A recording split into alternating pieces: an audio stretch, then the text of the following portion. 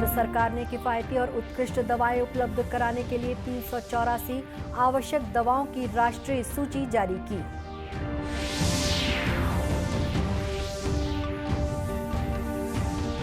राष्ट्रीय स्वास्थ्य लेखा की छठी रिपोर्ट जारी। स्वास्थ्य पर लोगों की जेब से होने वाले खर्च में 16% की आई कमी।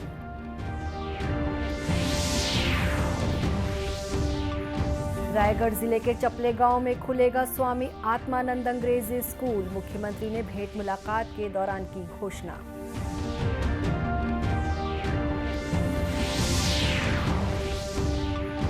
और अक्टूबर में होगा छत्तीसगढ़िया ओलंपिक खेलों का आयोजन। तैयारियों को लेकर मुख्य सचिव ने अधिकारियों की ली बैठक।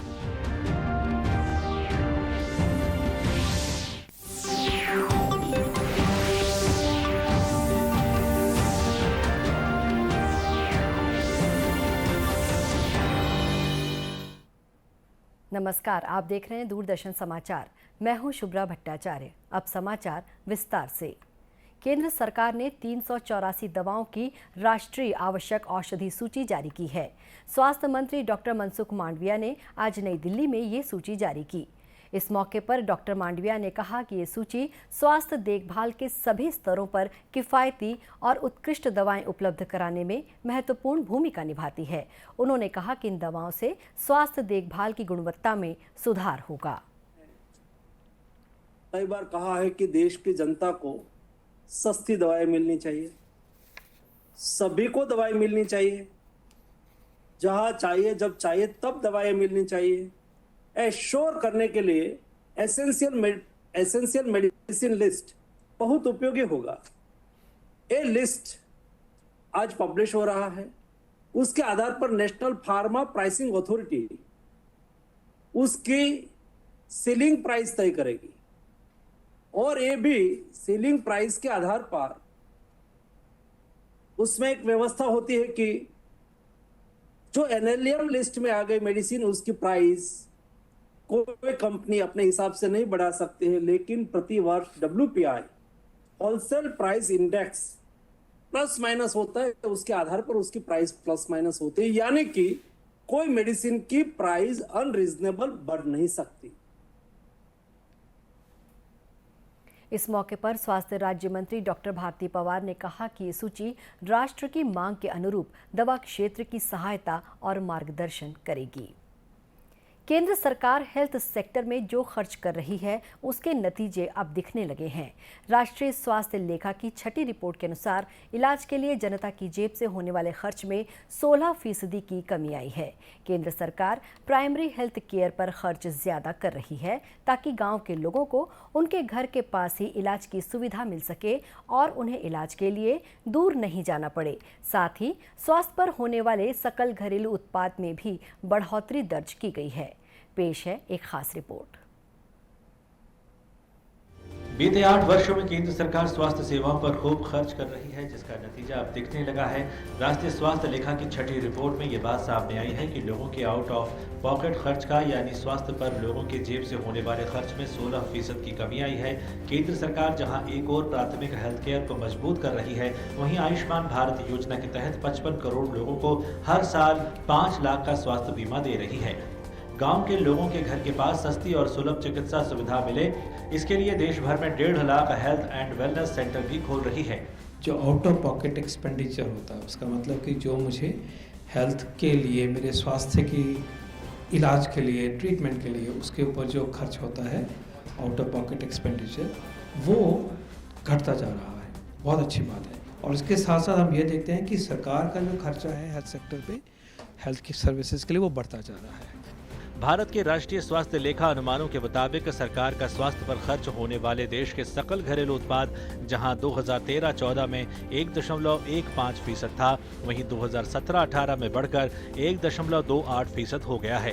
NHA रिपोर्ट के मुताबिक देश में स्वास्थ्य पर होने वाले कुल व्यय में सरकार के स्वास्थ्य व्यय का हिस्सा 28.6% से बढ़कर 40.6% हो गया है। स्वास्थ्य पर सामाजिक सुरक्षा खर्च का हिस्सा भी बढ़ा है, जिसमें सामाजिक स्वास्थ्य बीमा कार्यक्रम, सरकार द्वारा वित्त पोषित स्वास्थ्य बीमा योजनाएं और सरकारी कर्मचारियों को दी जाने वाली चिकित्सा प्रतिपूर्ति शामिल है।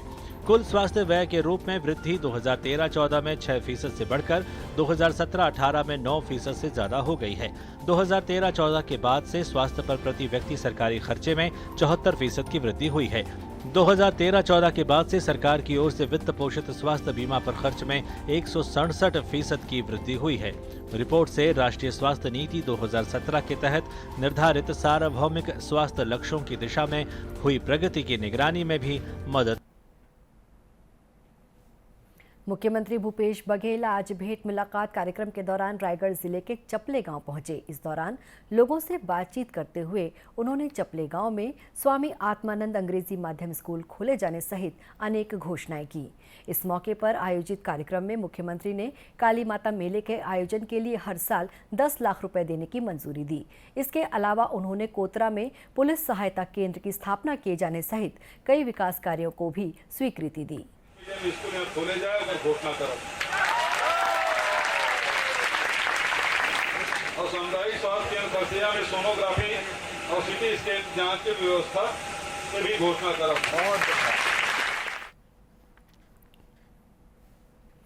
इससे पहले मुख्यमंत्री ने रायगढ़ जिले की लैलूंगा विधानसभा में 373 करोड़ रुपए से अधिक की लागत के विभिन्न विकास कार्यों का लोकार्पण और भूमि पूजन किया।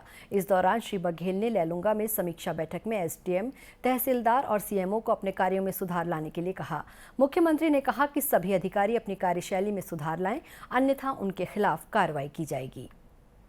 आधुनिक भारत में डिजिटल इंडिया ने शहर के साथ ही अब ग्रामीण क्षेत्रों में भी क्रांति ला दी है। इस योजना के तहत गांवों को भी 4G नेटवर्क से जोड़कर डिजिटल क्रांति की दिशा में नए आयाम लिखे जा रहे हैं। आदिवासी बाहुल्य कोरबा जिले में भी केंद्र सरकार की इस महत्वाकांक्षी योजना का लाभ देखा जा रहा है। भारत संचार निगम लिमिटेड के मंडल अभियंता पीसी महतो ने बताया कि डिजिटल इंडिया के तहत सभी ग्राम पंचायतों को डिजिटल नेटवर्क से जोड़ने का काम किया जा रहा है। कोरबा जिले के 3 विकास खंडों की 194 ग्राम पंचायतों में BSNL की 4G सेवाएं शुरू कर दी गई हैं। जो महत्वाकांक्षी योजना डिजिटल इंडिया के तहत सभी ग्राम पंचायत को डिजिटल नेटवर्क से जोड़ने का जो काम चल रहा है, उसमें जो भारत संचार निगम की एक भूमिका थी कि फर्स्ट फेज़ में जो भारत नेट का हम लोगों को 3 ब्लॉक दिया गया था, इसके अंतर्गत 194 ग्राम पंचायत आते हैं जिसको पूर्ण कर लिया गया है। और हमारे जो 4G नेटवर्क है, 4G नेटवर्क कोरबा जिला में कार्यरत है।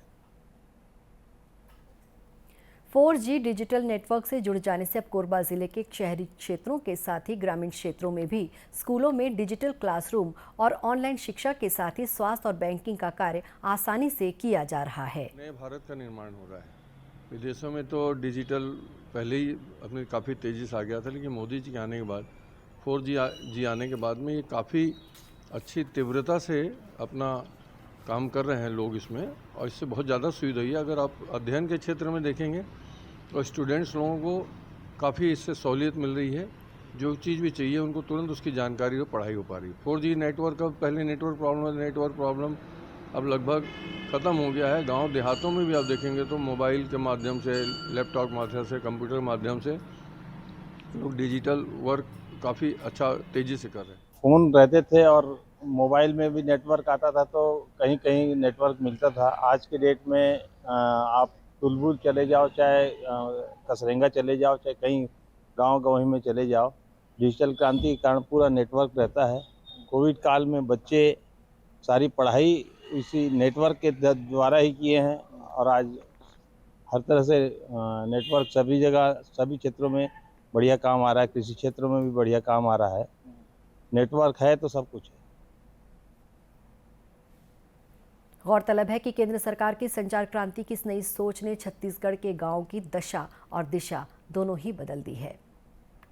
कवर्धा की फोर्स एकेडमी परिसर में कबीरधाम जिला पुलिस द्वारा प्रेरक उद्बोधन कार्यक्रम का आयोजन किया गया, जिसमें बीएसएफ के अतिरिक्त पुलिस महानिदेशक आशीष गुप्ता और अतिरिक्त पुलिस महानिदेशक wild life crime bureau Tilottama Verma ने फोर्स एकेडमी में प्रशिक्षण प्राप्त कर रहे युवक युवतियों को आवश्यक जानकारी दी। कार्यक्रम में पुलिस अधीक्षक डॉक्टर लाल उमेद सिंह ने बताया कि फोर्स एकेडमी में अधिकतर बच्चे फोर्स विभाग में चयनित होने के लिए अपनी तैयारी कर रहे हैं। इससे पहले यहां के 500 से अधिक बच्चे सेना, बीएसएफ, जिला पुलिस बल इत्यादि में शामिल होकर देश की सेवा कर रहे हैं। 2018 में शुरुआत होने के बाद सर इनको एक बेच बस भर्ती मिल पाया था और उसका नाम भी यही रखा हुआ था सर कि फोर्स एकेडमी मिशन 500। तो लक्ष्य 500 का था सर और सभी युवाओं के मेहनत के कारण से और हमारे ट्रेनर्स हैं उनके मेहनत के कारण से, सभी अधिकारियों के मेहनत से 500 से ज़्यादा लोगों ने इस पर से सेलेक्ट हुए सर। इस एकेडमी से एक बार सिलेक्शन का मौका मिला और फिर से हम लोगों का लक्ष्य यही है सर कि लगभग मिशन 500 फिर एक बार कंप्लीट करेंगे।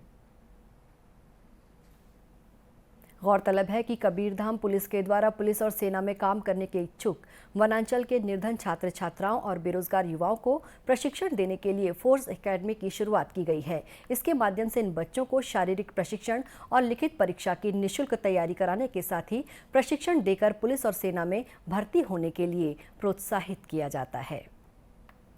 बालोद जिले में युवाओं ने पर्यावरण संरक्षण के लिए अनोखी मुहिम शुरू की है। ये युवा पेड़ों को बचाने के लिए जंगल बॉय बनकर लोगों को पर्यावरण संरक्षण के लिए जागरूक कर रहे हैं।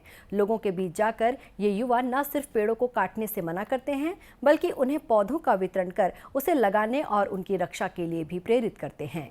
गांव-गांव में जाकर ये युवा ग्रामीणों के बीच पर्यावरण संरक्षण की अलख जगाने के साथ ही स्कूली बच्चों के साथ मिलकर जागरूकता रैली भी निकाल रहे हैं।